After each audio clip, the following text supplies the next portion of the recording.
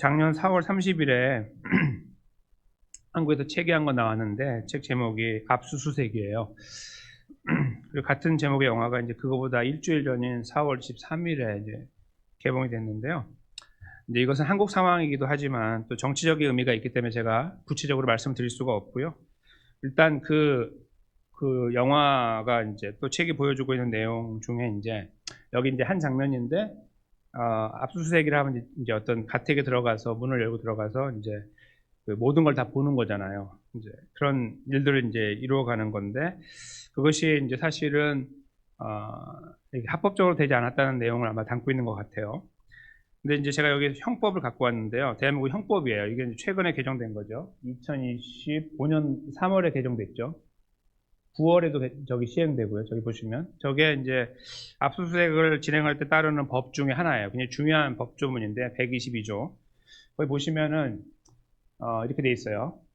압수수색 영장을 집행하면은 미리 집행의 일시와 장소를 전조에 규정한 자, 전조라는 건 저 앞에 거거든요. 그 앞에 이제 압수수색을 당할 자를 쭉 나와 있는데 그들에게 규정한 자에게 통지하여야 한다. 단 전조에 규정한 자가 참여하지 아니한다는 의사를 명시할 때 또는 급속을 요구할 때는 예외로 한다. 이게 이제 122조예요.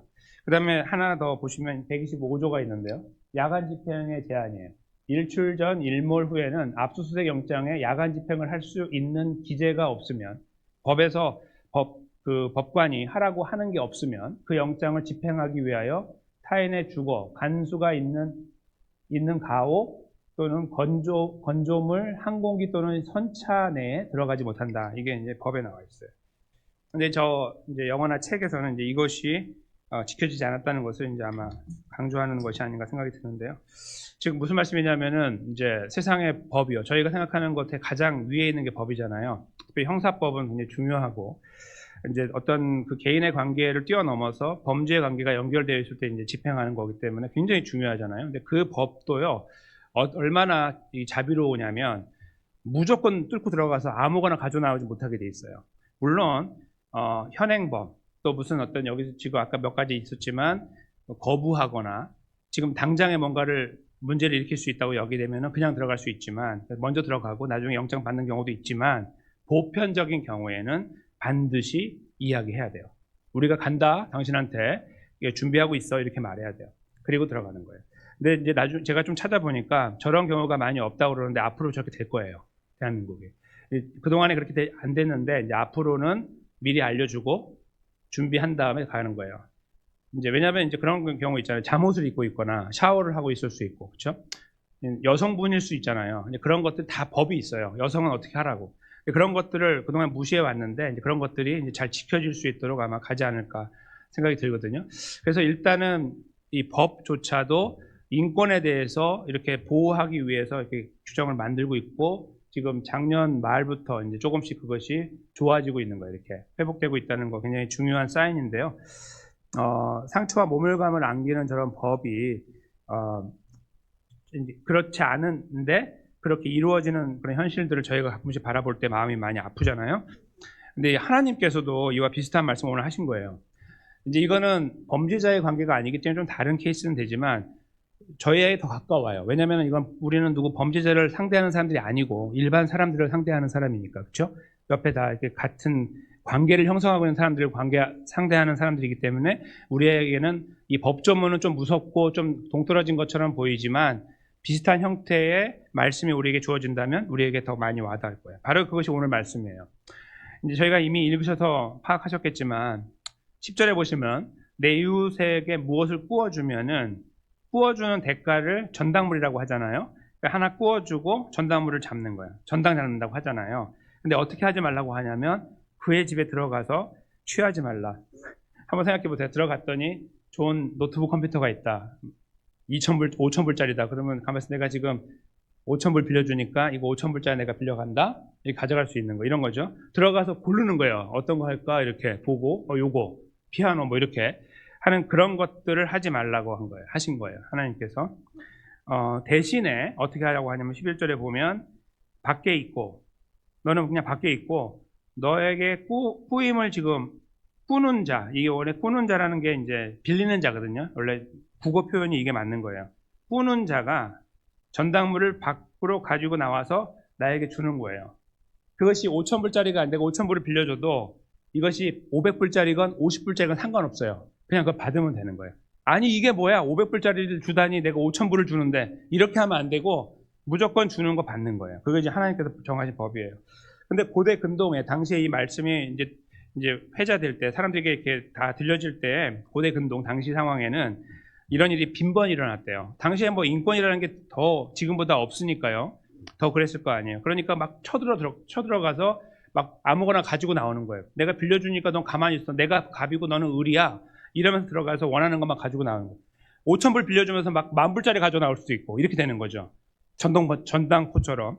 그런 일들이 막 빈번히 일어나는 상황 속에서 하나님께서는 하나님 백성들은 그렇게 하면 안 된다. 10절과 11절의 말씀처럼 이렇게 해야 된다라고 법을 주신 겁니다. 가뜩이나 전당물을 받았어요. 근데 그게 보세요. 12절에 보면 그가 가난한 자라고 할 때, 그렇죠? 이제 지금 나한테 빌린 자가 가난한 자예요. 보통 빌리는 자는 가난하죠. 가난한 자이면 당연히 너는 그의 전당물을 가지고 잠을 자면 안 돼요. 근데 그 전당물이 뭐냐면 얼마나 가난하냐면 13절에 옷이에요. 그냥 옷. 해질 때 그 전당물을 반드시 그에게 돌려줘야. 왜? 옷이기 때문이에요. 거기 보면 그리하면 그가 그 옷을 입고 잔다고 돼 있잖아요. 이 옷의 원래 의미는 겉옷이에요. 이게 일반적인 옷이 아니라 이렇게 겉에 두르는 옷인데, 이 겉에 두르는 옷은 당시에 어떤 역할을 했냐면 다 아시겠지만 낮에는 그냥 옷인데 밤에는 이불이에요. 덮고 자야 돼요. 보통 옷이 많은 사람은 상관없어요. 부유한 사람은. 그러나 가난한 사람은 그 옷 한 벌로 버티고 살아가는 사람들이 대부분인데, 그분들에게 그 옷을 빼앗아 와서, 그리고 전당 부리니까 내가 돈 갖고 올 때까지 안 줘, 이렇게 했을 때 그 사람은 그 옷 때문에 죽을 수 있는 거예요. 그 추운 밤을 지내면서. 거기에는 밤은 굉장히 춥잖아요. 그렇죠? 그 지역은 낮에는 덥고. 거기에서 그 이불, 자기 이불로 쓰는 거 없어갖고 병에 걸리거나 죽거나 하는 상황이 발생할 수 있는 것을 하나님도 알고 계시는 거죠. 그래서 그 결정과 이 선택을 통해서 자비를 베풀라고 말씀하신 거예요. 그러면 어떻게 되냐면 그가 너를 축복할 것이다. 자면서 덮고 자면서, 하나님, 저 사람 그래도 자비가 있네요. 내가 그래도 오늘 이렇게 따뜻하게 자게 됐어요. 이렇게 하면서 저 사람 복 주세요. 이렇게 할 수 있다는 거예요.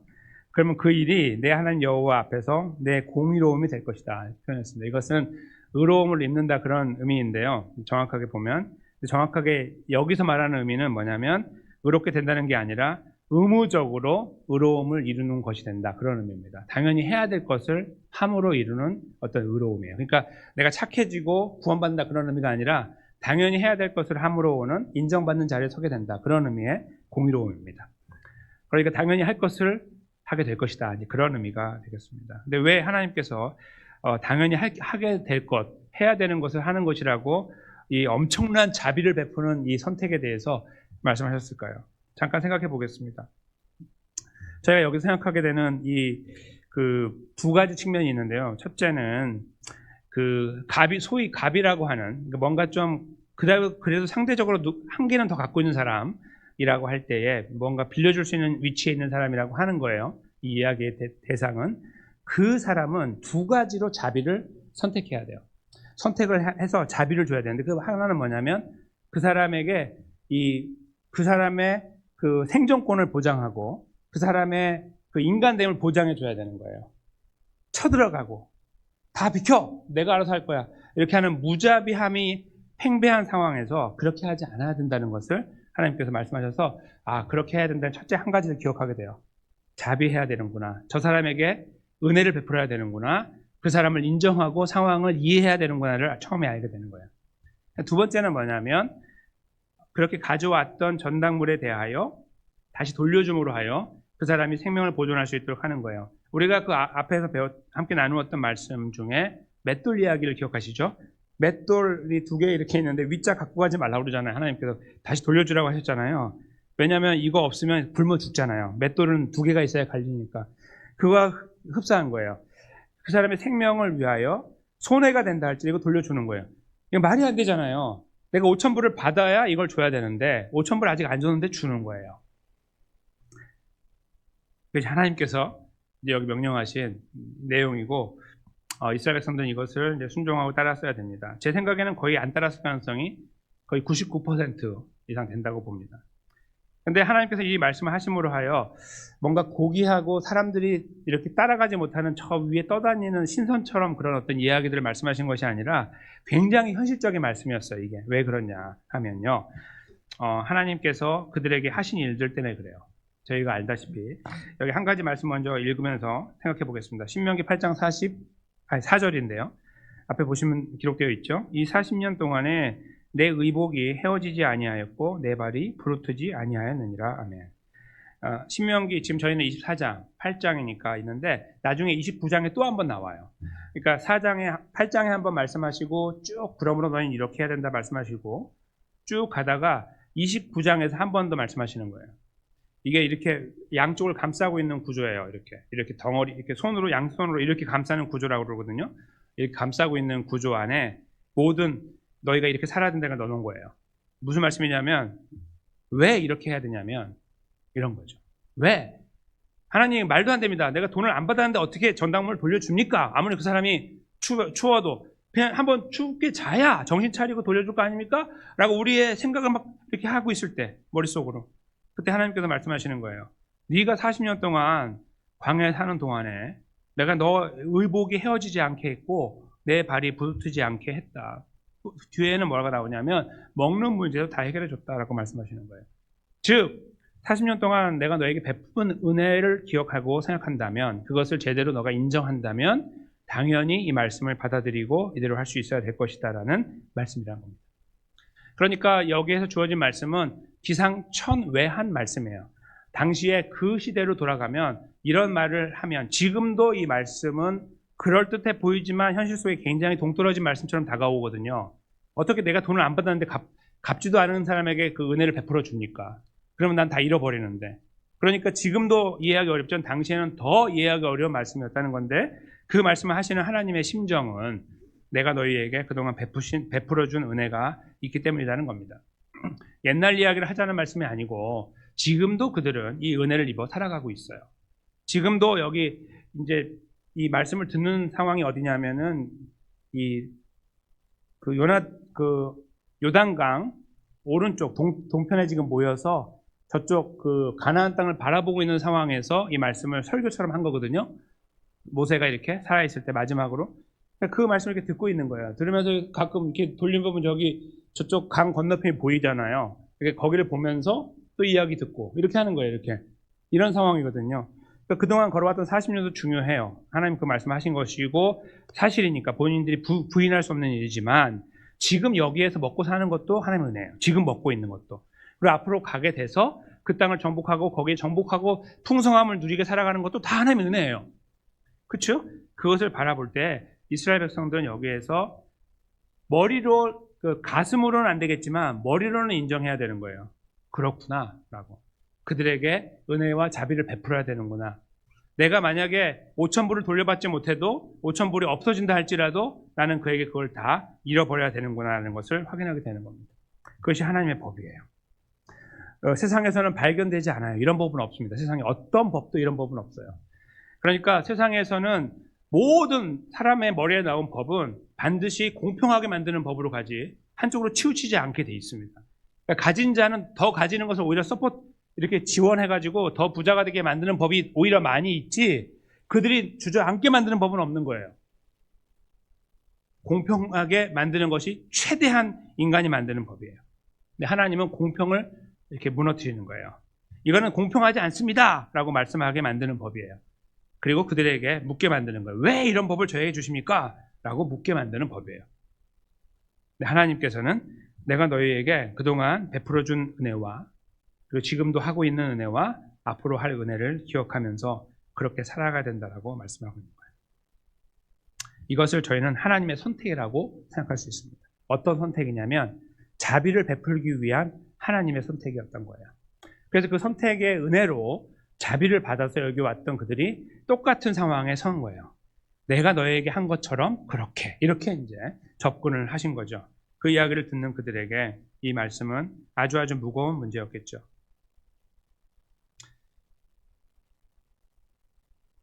근데 이 하나님의 이 선택이요, 선택의 자비는 뒤집어도 돼요. 자비의 선택인데 선택을 통해서 자비를 이룬다는 의미인데요. 이 선택의 자비는 이때뿐만 아니라 이스라엘 역사 속에 계속 흘러왔어요. 왜 흘러왔냐면 이스라엘 백성들은 이 선택을 잘 하지 못했거든요. 자기중심적으로 선택하고 살아왔고, 그걸 증명하는 것은 우상을 숭배하는 것으로 나타났어요. 우상을 숭배함으로써 하나님보다 더 큰 가치를 찾았고, 그 가치 위에서 자기는 더 많은 것을 누리고 싶어 했어요. 모든 사람이 갖고 있는 똑같은 마음을 갖고 이스라엘 백성들이 살아왔어요. 하나님은 장식품에 불과한 그런 존재로 살아왔다는 겁니다. 근데 하나님께서는 그러한 그들을 뻔히 아시면서도 용납하시고 불쌍히 여기시고 품어주셨어요. 그들이 회개를 잘하니까 회개에 걸맞는 은혜를 베푸신 게 아니라 회개하지 않아도 먼저 다가오셨어요. 선지자를 통해 다가오시고 회개해야 되지 않겠니? 계속 말씀하시면서 그 수백 년의 시간을 여기서부터 따진다면 약 1500년의 시간을 달려오신 거예요. 그들은 여전히 배신하고 팔고 등을 돌려도 여호와 하나님께서는 그들을 향한 사랑을 변치 않고 지켜오셨던 거예요. 한번 자비를 주시기로 선택한 선택을 한 번도 바꾸지 않으셨어요. 그렇게 걸어오시다가 급기야 지금으로부터 2000년 전에 우리를 위한 예수님께서, 구원자 예수님께서 이 땅에 오셨죠. 그 예수님의 오심과 십자가의 죽으심과 부활을 설명하는 많은 구절 중에 우리가 잘 아는 구절, 에베소서 1장 4절에서 6절 말씀을 이렇게 기록합니다. 앞에 화면이 있습니다. 한 절씩 교독하면서 돌아가면서 읽고 6절은 같이 읽겠습니다. 곧 창세전에 그리스도 안에서 우리를 택하사 우리로 사랑 안에서 그 앞에 거룩하고 흠이 없게 하시려고 그 기쁘신 뜻대로 우리를 예정하사 예수 그리스도로 말미암아 자기의 아들들이 되게 하셨으니, 맞죠? 이는 그의 사랑하시는 자 안에서 우리에게 거저 주시는 바 그의 은혜의 영광을 찬송하게 하려는 것이라. 아멘. 여기 제가 강조를 해드린 것, 택이라는 단어, 저거는 다른 말로 하면 선택이에요. 그냥 똑같은 단어예요. 우리를 선택하사, 그런 말이죠. 우리를 선택하신 거예요. 우리를 선택하는 자비가 오늘 이 말씀이 쓰여지기 1500년 정도 전에 모세를 통해 기록하신 거예요. 너희를 위해 내가 이렇게 너희를 택하고 여기까지 내가 책임지고 40년 동안 왔고 앞으로도 할 것이다. 그러니 너희도 그러한 선택의 자비를 베풀어야 된다. 선택적으로. 그러니까 너희 것을 놓아버림으로 하는 선택적으로 자비를 베푸는 삶에 서야 된다는 거 말씀하신 거, 바로 그 같은 단어가 쓰여진 거예요. 그것으로 우리를 택하신 거예요. 그래서 사랑 안에 거룩하고 흠이 없게 하시려고 기쁘신 뜻대로 우리를 또 한번 예정하사 그리스도로 말미암아 자기 아들들이 되게 하셨다. 왜요? 여기 뒤에 나오는 사랑하시는 자 안에서 우리에게 거저 주시는 그 은혜의 영광을 찬송하게 하려는 것이다. 이건 노래 부른다는 말이 아닙니다. 이것은 올바르고 정직하게 진실되게 반응한다는 뜻이에요. 내가 받은 하나님께로부터 받은 이 은혜를 진실되게 반응하는 거, 이게 찬송이죠. 찬송의 진정한 의미는 바로 그겁니다. 그것은 기도로 나타나기도 하고 찬양, 노래로 나타나기도 하고 어떤 간증으로 나타나기도 하고 또 복음을 나누는 것으로 나타나기도 하고 제일 마지막으로 오늘 본문에서 하나님께서 요구하신 것처럼 삶으로 나타나는 거예요. 삶으로. 그렇게 하기 위하여 택하시고 예정하셔서 구원의 자리에 세워놓았다. 이렇게 말씀하고 계시는 거죠. 이것이 하나님의 선택의 백미, 절정입니다. 저 꼭대기에 있는 가장 아름답고 완벽하고 완전한 선택의 자비의 내용. 이것을 이루신 하나님께서 이스라엘 백성들에게 그렇게 말씀하신 것처럼 저와 여러분에게 말씀하고 계시는 겁니다. 우리도 그렇게 해야 된다고. 너희도 이와 같이 하라고 말씀하고 계시는 겁니다. 손해보는 삶 자체는 그리스도인에게 정해진 거예요. 그러니까 이렇게 뭔가 아까 말씀드린 것처럼 세상에서 갖고 있는 이 동등한 법에 의해서 내가 조금 처음에 빚지는 것 같지만 나중에 하나님께서 회복해 주셨어요. 이런 게 성경의 이야기가 아니에요. 이렇게 내가 좀 잃어버린 것 같았는데 나중에 하나님께서 다시 회복해 주시더라고요. 아니면 좀 더 좋게 하시더라고요. 이런 간증들이 많아요. 물론 그 사실을 그게 그 진위에 대해서 제가 이제 부정하는 것은 아니라 성경 오히려 99% 제가 볼 때는 더 많은 그리스도인들은 반대로 살게 돼요. 그대로 살아가려고 하면은 이렇게 내려가게 돼 있어요. 이렇게 잃어버리게 돼 있다고요. 이게 올라가는 것보다는 많은 경우에 내려가요. 올라가는 경우가 있어서 이것이 나누어질 때에, 간증으로 나누어질 때에 좋을 수도 있지만 좋지 않을 수도 있는 거예요. 그래서 되게 위험할 수 있는 거죠. 그것이 아니면 나는 잘못된 거로 생각하기 때문입니다. 성경은 반대로 말씀하는 거예요. 이렇게 된다고 말씀하시지 이퀄이 되거나 일어난다라고 말씀하는 경우는 거의 없어요. 원칙적으로 없는 거예요. 거의 어떤 경우에 따라서 좀 있어 보이나 원칙적으로 없는 거예요. 왜냐하면 이 자체가 이미 이게 불공평하니까요.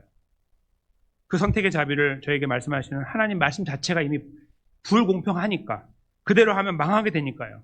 근데 그것을 하나님께서 말씀하시는 이유는 그러면 내가 잘해주고 더 복을 줄게라는 것이 아니라 너희가 그렇게 받았기 때문에 그렇게 해야 된다라고 말씀하시는 것에 저희가 주의를 해야 됩니다. 즉, 왜 그렇게 잃어버리는 걸음에 대해서 하나님 말씀하고 계시냐 하면 그렇게 하면 너희가 풍성한 삶을 누릴 것이기 때문이 아니라 그것이 올바른 그 은혜에 대한 올바른 반응이기 때문이라는 겁니다. 그러니까 계산하지 말아야 되고 잃어버리는 거예요. 이것은 생각하지 말고 어떤 산수하지 말고 그냥 다 줘. 그런 말씀이 아니죠. 분명히 계산하고 생각해서 어떤 아까 말씀처럼 빌려주는 자리에 있을 때 빌려줘야 되지만 거기에서 나오는 전당물을 갖고서 잘 보존해야 되지만 그 사람의 형편을 바라보는 거예요. 어떤 사람인지, 어떤 환경인지. 이 옷이 없으면 죽을 사람인지 살 사람인지를 확인하는 거예요. 그렇죠? 그걸 저희가 살필 수 있는 지혜가 필요하고 그 지혜에 의해서 우리는 판단하고 이 걸음을 걸어가야 된다는 겁니다. 저와 여러분이 말씀 앞에 섰을 때 처음부터 벌써 제가 이미 자꾸 강조하기 때문에 불공평이라는 단어 때문에 무거움을 느끼실 겁니다. 저도 그렇습니다. 안 하고 싶어요. 이거 바보 같아요. 뭐 이렇게 살아야 돼? 나도 없는데 이렇게 생각하죠. 근데 하나님께서 이렇게 말씀하신 것을 부인할 수는 없는 거예요. 즉 우리가 감당하지 못하니까 지워서 그만큼을 지워서 없애고 이만큼 점프해가지고 저쪽으로 가서 뭐 좋은 이야기를 하는 것은 거짓말이에요. 성경을 거짓말로 만드는 거예요. 하나님 앞에 영어로 블레스팸이에요. 하나님을 모독하는 거예요. 그렇게 하면 안 됩니다. 하나님의 말씀은 여전히 이대로 존재하고 있는 거예요. 우리가 못할 뿐이지. 그럼 그걸 우리가 바라보면서 기도해야지 그걸 놓고서 이건 하나님 아니고요 이렇게 하는 것은 엉터리예요. 우리는 그렇게 할 수 없는 겁니다. 즉 이 말씀이 우리에게 자꾸 팡 가슴을 치는 것처럼 다가와야 된다는 겁니다. 우리의 삶을 돌아볼 수 있도록 만드는 말씀이어야 되는 거예요. 나는 어디로 가고 있는지, 어떠한 삶을 추구하고 있는지, 나의 가치관은 어디에 있는지, 나는 그런 어떤 용납에 대해서 얼마만큼 마음의 여유가 있는지를 생각하는 거예요. 근데 있잖아요. 더 중요한 거 한 가지는요. 그러니까 저희들이 그렇게 해야 됩니다. 이 말씀도 분명하지만요. 저는 그것보다 더 중요한 말씀이 있다고 생각해요. 그러니까 이렇게 우리가 해야 됩니다. 선택의 자비에 대해서 용납하면 안 되고 우리가 반드시 그 길로 가야 된다는 말씀드리고 싶지 않아요. 저는. 그거는 분명하니까. 더 중요한 말씀은 뭐냐면 저희가 이미 살펴봤던 내용 그 자체예요. 왜 이렇게 해야 되지? 라는 말씀이에요. 근데 그 왜 이렇게 해야 되지라는 말씀을 우리가 아주 가볍게 받아들이면 받아들일수록 이 말씀은 우리 삶에서 조금 더 흉내낼 수 없는 말씀으로 저기 멀리로 달아나 버리죠. 저기 멀리 달아나 버려서 도저히 쫓아가지 못하는 말씀으로 끝나버려요. 평생 시도도 해보지 않고 생각도 하지 않는 말씀으로 남아버리는 거예요. 알고 있고 가야 되는 건 분명한데 그렇게 돼요. 그런데 있잖아요. 저와 여러분께서 지금 하나님께서 저렇게 이스라엘 백성들에게 하셨던 말씀 자체처럼 우리에게 다가오셔서 똑같이 하시는 거 있죠. 내가 너를 사랑하고 내가 너를 선택한 그 자비함을 한 번도 바꾸지 않았고 너를 내 끝까지 책임져 갖고 여기까지 너를 인도해 왔다라는 말씀을 깊이 생각하는 거죠. 저 사람이 들어야 되는 말씀, 이 사람에게 해당되는 말씀이 아니라 이것이 나에게 해당되는 말씀이면 알아. 그 말씀을 붙잡고 기도하는 거예요. 하나님, 이 말씀을 경험하게 해주세요. 이 말씀을 인정하게 해주세요. 이 말씀이 내 삶에 다가오게 해주세요. 이 삶이 그렇다라고 제가 동의하게 해주세요. 이렇게 기도해야 해요. 저는 그 기도를 여기서 함께 나누고 싶은 거예요. 이렇게 갑시다는 정해져 있어요. 그건 우리가 다 알고 있는 말씀이에요. 그 말씀이 중요한 게 아니라 그거 백날 들어도 그렇게 가야 됩니다라고 하고 교회 밖에 나가서 절대로 행하지 않는 것은 차라리 듣지 않는 만 못하죠. 그렇죠? 그것이 중요한 게 아니라 왜 이렇게 무거운 말씀이 다가오지라고 하는 진지함을 가지고 말씀을 좀 더 깊이 생각하는 거예요. 근데 그 진지함은 우리의 머리가 명석해가지고 뭔가를 생각하니까 아차 싶었는데 그랬구나라고 하는 게 아니고 이미 분명하게 적혀 있는 거예요. 창세전에 우리를 선택하사 자비를 베풀기로 결정하시고 그래서 우리에게 은혜를 베풀어 주셔서 예수님 안에 우리를 구원하셨다는 사실. 그리고 그 은혜가 지금도 우리 삶에 흐르고 있다는 사실, 앞으로의 걸음에도 변함없이 나를 책임질 걸 하시는 놀라운 사실, 그 사실을 우리가 시간과 함께 경험하는 거예요. 그러하다라고. 그 자리에 있을 때 우리들의 생각과 방향과 우리의 기도와 소망과 열정이 변질되게 되죠. 아름답게. 그렇죠? 누구도 해줄 수 없는 거, 그 누구도 바꿔줄 수 없는 거, 부모님도 바꿔주지 못하고 목사도 바꿔주지 못하고 아무도 바꿔주지 못하는 거, 그렇죠? 뭐 배우자도 못 바꿔줍니다. 아무도 못 바꿔주는 거, 그 못 바꿔주는 것을 우리 스스로 하나님 그렇게 은혜를 주세요. 그렇게 하나님의 은혜를 구하며 설 때 하나님께 우리에게 그런 선택의 자비의 선택, 그 선택의 자비의 역사를 더 많이 알게 하시는 그런 시간들을 지나가면서 여러분과 저는 이 말씀을 다시 곱씹게 되는 그런 지점에 서게 될 거라고 저는 믿습니다. 저와 여러분은 바로 그것이 필요합니다. 더 많이. 그래서 그것이 있는 만큼 가능하지 않을까 저는 그렇게 믿습니다. 우리에게 부요함이 없잖아요. 이렇게 부요함이 없으면 남을 도와주지 못해요. 근데 그것은 정말 아주 가난하기 때문일 수도 있고요. 내가 가진 것이 적다고 생각할 때 그게 될 수 있어요. 나는 더 필요한데. 그러니까 내가 아직도 이만큼 차지 않았으니까 나는 누굴 줄 수 없다라고 하면 그렇게 가는 거예요. 그리고 우리 좀 뭔가 이렇게 자비로운 일을 해야 되지 않겠습니까? 하는 말씀은 누군가 이야기하거나 할 때 굉장히 거부 반응을 하게 돼 있어요. 지금 내 코가 이만큼 나와 있는데 무슨 말이요? 이렇게 되는 거죠. 근데 그 자비함을 느끼는 사람 있잖아요. 막 부요한 게 아니고 하나님의 은혜가 자비함을 느끼고 누군가 나를 사랑한다는 걸 느끼고 나를 지원한다는 거, 나를 이렇게 감싸 안고 있다는 것을 느끼는 어떤 그런 자리에 있는 사람에게는 여유가 생기죠. 이게 열리는 거예요. 조금씩이라도. 이것이 아주 작다 할지라도 그런 마음이 생기게 돼 있어요. 무슨 누구를 불쌍한 사람 도와주는 그런 차원이 아니라 누군가를 바라보는 여유가 생기는 거예요. 이렇게. 근데 그것은 보편적인 이야기고 오늘 말씀에서는 저희는 바로 우리를 향한 하나님의 은혜와 사랑, 특별히 선택의 자비, 나를 선택하신 그 자비를 느끼고 경험하는 이런 과정들이 우리 안에 되풀이 되어지고 깊어지고 넓어지고 길어지고 높아지는 것을 말하는 거예요. 그것이 저희와 여러분의 삶에 필요합니다. 그것이 저희 안에 넘치기 원하고요. 그 넘치는 은혜 안에서 그 자비하심을 경험하는 가운데서 저와 여러분의 이 눈이, 닫혀진 눈이 열리기 원하고 이미 열리신 분들은 넓어지기 원합니다. 이렇게 보고. 그 자비를 베푼다는 것은 이렇게 뭔가를 나눠주는 어떤 이런 걸로 나타나기도 하지만 그것은 굉장히 보편적인 거고 그거 말고요. 상대방을 품는 걸로 나타나는 거예요. 더 크게 보면 나눠주는 거 있잖아요. 이거는 작은 거예요. 그를 와락 끌어안는 걸로 나타나는 거죠. 그게 진정한 자비예요. 여기서도 그걸 보여주는 거예요. 저 사람을 보는 거예요.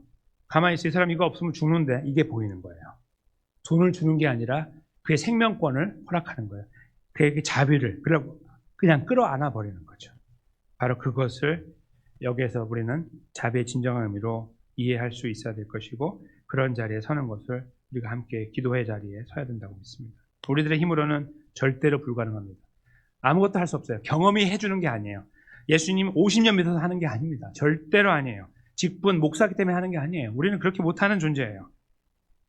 더 경험하면 경험할수록 그 감격의 자리에서 감격의 눈물을 흘리면 흘릴수록 나같이 연약한 존재가 그 은혜 안에 있음을 알게 되는 시간들이 깊어지면 깊어질수록 우리는 그 자리에 서게 된다는 말씀입니다. 그런 자리에 저희가 함께 세워지기 원합니다. 참된 그리스도의 모습으로.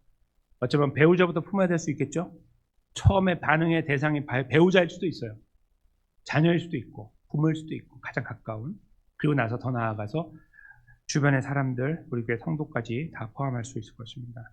우리를 돌아보고 그러나 우리는 여전히 계산하고 있는데 끝까지 우리를 와락 끌어안고 계시는 예수님의 십자가와 부활의 사건과 그 사랑의 은혜를 그 자비하심을 저와 여러분이 날마다 순간마다 경험해 나가게 되기를 예수님의 십자가와 부활의 능력을 의지하여 우리와 연합하여 한 번도 우리를 버리지 않으셨던 예수님을 바라보면서 예수님께 손을 내밀고 나를 불쌍히 여기소서, 나를 불쌍히 여기소서 그렇게 은혜를 구하는 가운데 저와 여러분이 그 은혜의 자리에 더 힘있게 세워지게 되시기를 예수님의 귀하신 이름으로 간절히 축원합니다.